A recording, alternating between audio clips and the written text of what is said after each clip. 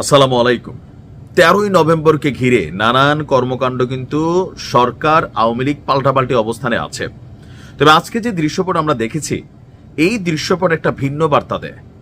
আওয়ামী লীগ, যুবলীগ, ছাত্রলীগ বা তাদের বিভিন্ন যেই লীগ গ্রুপগুলো আছে, এর মাঝখানে পটুয়াখালীর দশমিনায় আমরা যে দৃশ্যপট দেখেছি, ধরেন এই দৃশ্যপট যদি সারা বাংলাদেশে আসা শুরু করে তাহলে কিন্তু পরিস্থিতি অনেক খারাপ হবে। সরকারে যেই থাকেন, যখন কোনো মানুষ ভাইবা নেয় যে বাঁচলে গাজী মরলে শহীদ, এই মানুষটারে আপনি কিন্তু দমাইতে পারবেন না। যেমনটা আমরা জুলাই আগস্ট অভ্যুত্থানে দেখছিলাম, পুলিশ বলছিল যে একটার মারলে আরেকটা দাঁড়ায়, একটার মারলে আরেকটা দাঁড়ায়।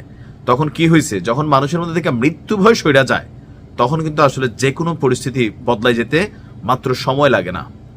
কেন কথাগুলো বললাম? পটুয়াখালীর দশমিনায় শরীরে কাফনের কাপড় পরে ছাত্রলীগের এক নেতার নেতৃত্বে একটা মিছিল হয়েছে। এখানে আইকনিক দৃষ্টিভঙ্গি হচ্ছে কাফনের কাপড়, যে গুলি করলে মাইরা ফেলবেন, কোনো সমস্যা নেই, মইরা যাবো। কাফনের কাপড়টা গায়ে জড়ায় নামছে, আপনি মোটিভটা বুঝছেন।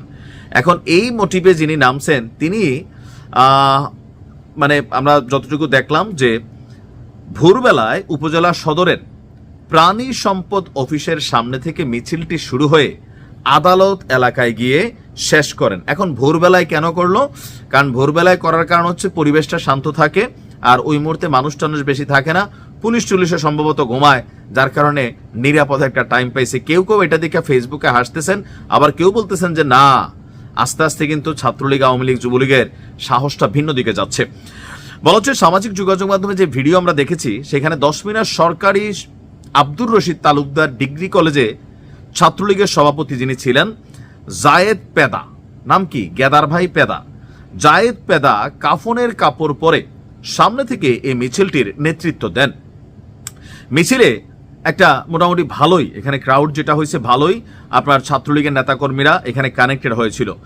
সাবেক এমপি এস এম শাহজাদার ছবি সম্বলিত ব্যানার নিয়ে শেখ হাসিনা আসবে বীরের বেশে, আর কি শেখ হাসিনা আসবে দেশে বীরের বেশে, এবং নৌকা সহ নানান স্লোগান দেয় মিছিলের ছাত্রলীগের নেতারা। একই দিনে উপজেলার বিভিন্ন এলাকায় মসজিদ সহ শিক্ষা প্রতিষ্ঠানের দেয়ালে আওয়ামী লীগের স্লোগান লেখারও ঘটনা ঘটেছে।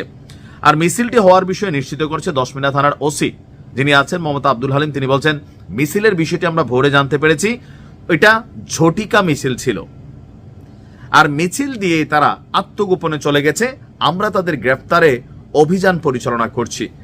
আমি আবারও বলি, এখানে আওয়ামী লীগের নেতাকর্মীদের একটু তাড়াহুড়া আছে, এই তাড়াহুড়োটা আপনাদের জন্য বিপদ নিয়ে আসবে। সামনে নির্বাচন, এমন কোনো কর্মকাণ্ড আপনি করবেন না যেটার জন্য আপনার দল হিসাবে যে বদনামি ছিল সেটা আরো বাড়বে, অথবা ওই যে যারা বাংলাদেশে আছে নেতাকর্মী বিভিন্ন কারণে তারা কিন্তু গ্রেপ্তার হবে। সরকার কিন্তু খুবই হার্ড লাইনে আছে এই মুহূর্তে। নির্বাচনের আগে এটা সরকারের কিন্তু একটা শক্তি পরীক্ষা এক ধরনের।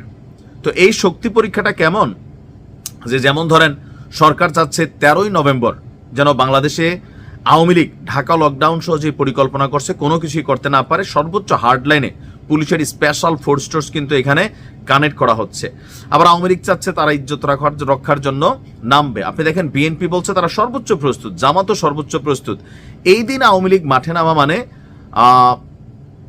পরিস্থিতিটা কিন্তু ওইরকম নাই। কেউ যদি মনে করেন ওই যে লগি বৈঠার যুগ, ভাই তখন আওয়ামী লীগ পলাতক ছিল না, শেখ হাসিনা বাংলাদেশে ছিল, আওয়ামী লীগের নেতা কর্মীরা বাংলাদেশে ছিল।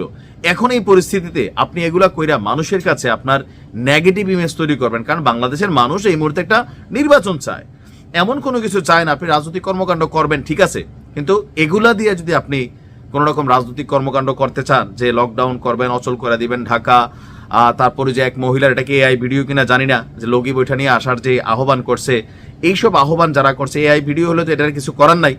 প্রকৃতপক্ষে কেউ যদি এরকম আহ্বান করে থাকে, এই মহিলা নিশ্চয়ই এতক্ষণে গ্রেপ্তার, যারাই ফেসবুকে পোস্ট দিচ্ছেন গ্রেপ্তার। আর টোটাল এই সিচুয়েশনটা 13ই নভেম্বরের এই মুহূর্তে বাংলাদেশের মানুষের কাছে আওয়ামী লীগের নেতাকর্মীরা কি ভাবছে জরুরি না, জরুরি হচ্ছে বাংলাদেশের জনগণের কাছে। জনগণের সাথে আপনার পালস বুঝা চলতে হবে, এটার বাহিরে গেলে আপনি বিপদে পড়বেন। এখন আমরা যতটুকু বুঝলাম যে এই ধরনের মিছিল ডেঞ্জারাস, দেখতে ভাল লাগবে আপনার কাছে, শুনতে ভাল লাগবে, কিন্তু দেখেন ভোরবেলা মিছিল দিছে, দৌড়ের উপর আবার পালাই গেছে, কাফনের কাপড় পইরা, রাজপথে তো আর দাঁড়াই থাকে নাই। তো এগুলো মানুষের কাছে হাস্যকর হয়, গেদানা পেদা। এগুলো হচ্ছে কি, ওই যে এরকম ভিডিও করলে এই মুহূর্তে ভাইরাল হয়, বিভিন্ন আওয়ামী লীগের বড় বড় নেতাকর্মীরা দেখে, হ্যাঁ, এরপরে যার টোস্টার লাগায় তিনারও একটু নাম হয় যে দেখেন দলের জন্য কি করতেছে। আর যারা মিছিল দেয় অদূর ভবিষ্যতে আওয়ামী লীগ আসলে তারা আবার সুযোগ সুবিধা পাবে, কিন্তু সেই পর্যন্ত বাইচা থাকতে হবে।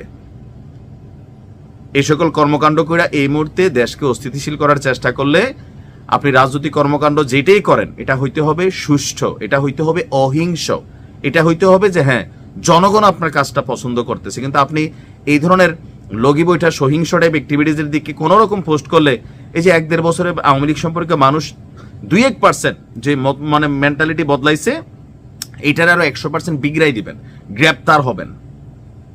নির্বাচন বাংলাদেশে হইতে হবে একটা সুষ্ঠু নির্বাচন। এই নির্বাচনকে বানচাল করার জন্য আপনি জাতিসংঘে চিঠি দিতে পারেন, ওইটা এক বিষয়, কিন্তু রাজপথে দেশের ভিতরে কোনো অস্থিরতা শুরু করা বা তৈরির চেষ্টা করা এটা এই মুহূর্তে আওয়ামী লীগের রাজনৈতিক বোকামি হবে, আর নিজেদের পায়ে নিজেরা শিকল পরাবে, আর বাইরে কিছুই না। যা করবেন বুঝে শুনে কইরেন, কারণ বিপদে পড়লে ভাই কেউ নাই। নেতারা বিদেশটিদের সাথে বউ বাচ্চা নিয়ে ভালোই আছে, ভালোই থাকেন।